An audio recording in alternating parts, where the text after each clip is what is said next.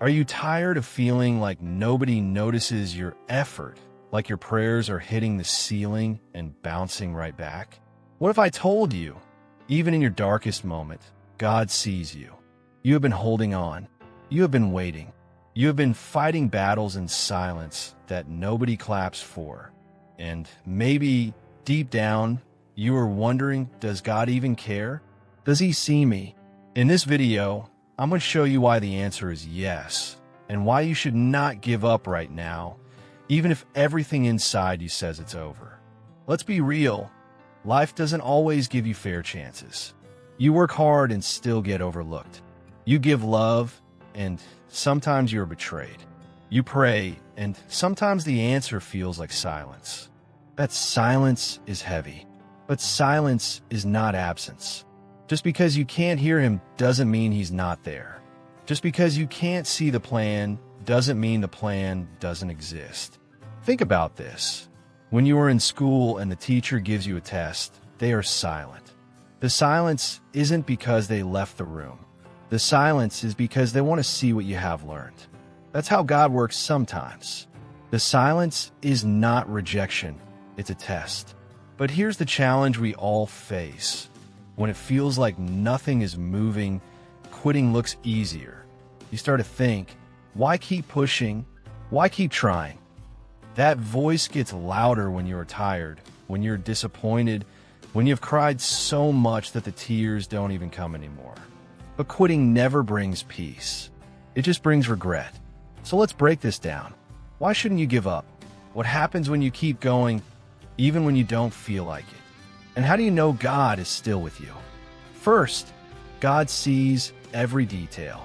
The Bible says he counts the hairs on your head. That means he knows the things you don't even pay attention to. Every tear you have cried, he's kept track. Every sleepless night, he's noticed.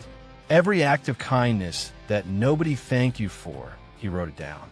You may feel invisible to people, but you are never invisible to him. Second, timing. Let's be honest, waiting is painful. We live in a world where you can order food and it arrives in 15 minutes. But God doesn't work like fast food. He's not on your clock. He's on his own. And while we hate that, it's actually good news. Because sometimes what you think you are ready for would destroy you if he gave it too soon. Waiting isn't wasted time, it's preparation time. Now, here's the problem we wrestle with. Pain makes us blind. When you are in pain, you don't see clearly. You think it's always going to be like this. You think nothing will change. You think God forgot your address. Pain convinces you the night will never end. But night is temporary. Morning is coming. Even the longest night can't stop the sun from rising. Some of you listening right now are in that exact night. You feel the weight. Maybe your health is failing. Maybe your finances are a mess. Maybe relationships you thought would last forever are broken, and the enemy whispers, this is the end. Just give up. But here's the truth. The fact that you're still here, still breathing, still listening right now, it means you're not finished. God's not done. Let me put it like this. A painting doesn't look beautiful halfway through. If you walk into an artist's studio before the work is complete, it looks messy, confusing, even ugly. But the artist isn't finished. Your life is that canvas. What you see right now isn't the final picture. Don't judge the masterpiece before the artist is done. But I get it. You don't just need hope. You need something practical. So here's what you do when you feel like giving up. Number 1, talk to God honestly. Stop pretending in your prayers. He already knows. If you are angry, tell him. If you're tired, say it. If you feel abandoned, admit it. That honesty is where healing begins. Number 2, focus on what you can control. You can't control timing. You can't control people. But you can control your effort today. You can control your attitude today. Do the little you can and leave the rest in God's hands. Number 3, remember past victories. Think about the last time you thought you wouldn't make it. And yet, here you are. That's proof. If he carried you before, he will carry you again. And here's where the development comes in. Faith is not about what you see. It's about what you trust. If faith was about sight, it wouldn't be faith. It would be logic. But faith says, I don't see the answer yet, but I believe the answer exists. That's hard, but that's what makes it powerful. This leads us to the climax. Don't give up, because breakthrough often comes right after the hardest battle. Think about athletes running a race. The hardest part is right before the finish line. That's when the body screams to stop. That's when the mind says, you can't.